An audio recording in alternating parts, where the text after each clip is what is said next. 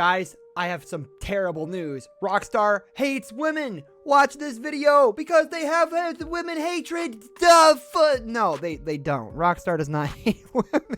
But I will cover in today's video why they might, or why you might think they might. So welcome back to GTA Froze. Let's get into this video and talk about why people think Rockstar hates women. Let's go. So a lot of you may be thinking that female representation in Grand Theft Auto games is far from, suitable to what people want to see. But the thing is, it's just a lot of these people are really bad people. Like, the males are all bad. So they're not going to hang around the best women in the world, obviously. There's like one woman who wasn't a key character to the story. Like, it was like Franklin's ex-girlfriend and nobody even knows her name really.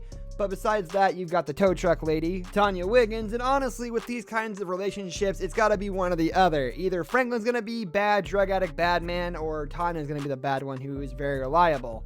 Now, the thing is, GTA could be setting an example by stating that women don't need help very much, besides the ones who are absolutely bat-crap crazy.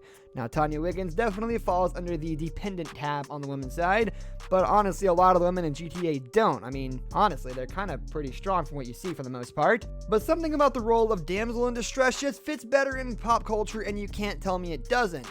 Sure, it was nice to see Princess Peach rescue Mario in that one rip-off bad kind of game that Nintendo made that didn't sell very well, but it didn't sell very well. That's why you don't see women rescuing men all that often, because it's just a normal thing for men to rescue women in video games. Like, Mario and Princess Peach are our staple of childhood. Come on, you know it. And it doesn't mean that Rockstar hates women, it just means that that's a staple they fit with. Now, on the contrary, some women do have very dominant roles, like Paige Harris, who is a big hacker and one of the best assets and one of the biggest helps and best crew members for every heist ever in GTA Online and GTA Story Mode if you can get her. She's honestly crazy good, and if you pass up on her, you're kind of an idiot. You've got Karen Davis, who appeared in GTA 4 as Nico's fake pretend girlfriend, but ended up being decent enough not to have him arrested for drugs that he had to hand over to her, who again appeared in GTA 5 and was very, very dominant. I mean, this lady actually scared me. I was scared of what she was going to do to that guy that she was interrogating.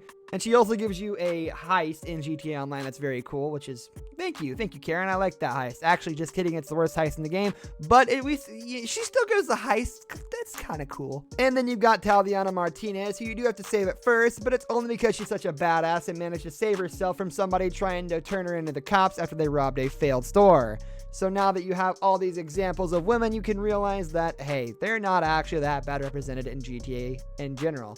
Now, they're not the best represented, I will give you that. Men are definitely playing a more dominant role, but there are some women who make a pretty big impact, especially Tatiana Martinez. She's freaking awesome. Now, again, most are annoying, like Michael's entire family of women and, Franklin's entire interaction with women, and the one woman who likes to be, a triathlete and run everywhere and ride bikes and yell everything she says, but that's okay.